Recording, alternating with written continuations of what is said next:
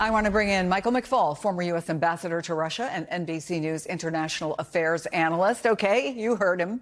Putin insisting he and Russia are in a stronger position. What's your judgment in this moment, Ambassador? Well, I'd say it's complicated. Is Russia in a stronger position than before they invaded Ukraine? Across the board, absolutely not. They're isolated with sanctions. They've lost tens of thousands of soldiers needlessly. They have strained relations even with China because Xi Jinping does not support this war. He doesn't criticize it, but he never supported it in the United Nations. And all of Europe now is united against him. That was not true in 2022. Where he's partially right, and I say this tragically, he's partially right, is that despite fighting for 3 years, he has drafted more soldiers. He has sustained his military-industrial complex because of support from countries like China and India that continue to buy his fossil fuels and continue China and other countries to provide technology. And therefore, tragically, the Russian military and military-industrial complex is stronger today than, say, 2 years ago. So I'm curious what you'll be watching for now that President-elect Trump will be taking office a little more than a month from now. You know Vladimir Putin. You've personally negotiated with him. So what will be some telltale signs of the relationship early on, do you think? Well, the most important thing is what President Trump will do. If Trump is serious and his team are serious about trying to help mediate the end of this war, I think they have a tremendous possibility to do so because of his special relationship with Putin.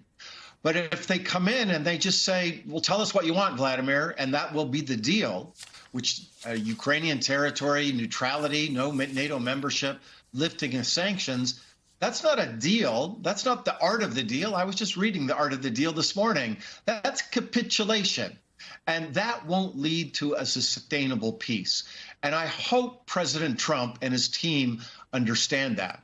The second thing, if they want to create the permissive conditions for a deal, they have to continue aid to Ukraine, because Putin is not going to stop because Trump calls him. Putin is only going to stop when his soldiers are stopped on the battlefield.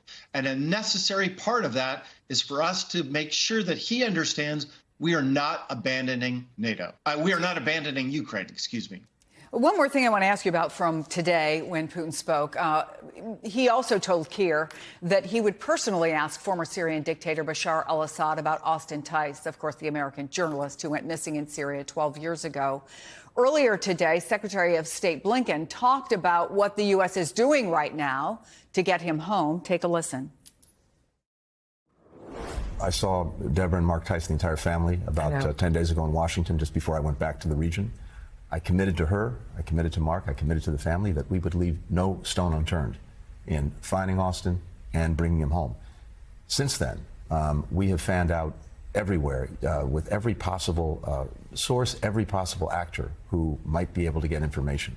And this involves, anyone and everyone who has some relationship with the different rising authorities in Syria. We've been in direct contact with them ourselves. Ambassador, how much influence does the U.S. or Russia really have on the ground in Syria right now? Kinds of connections that could help his family and everyone else get answers about Austin Tice? I think we have more influence than the Russians. The Russians are leaving Syria. They're on their way out. It reminds me of the end of their support for the Afghanistan and seeing them leave. I don't think they're going to be that useful. But I'm encouraged by what Secretary Blinken said. It obviously, they don't have indications. They haven't found Tice, but there's no indications that he's been killed. I think that's a positive sign. And I hope now that we have the ability to send our diplomats there and to work with other European diplomats that will be in Syria and already are there, that we might be able to find him.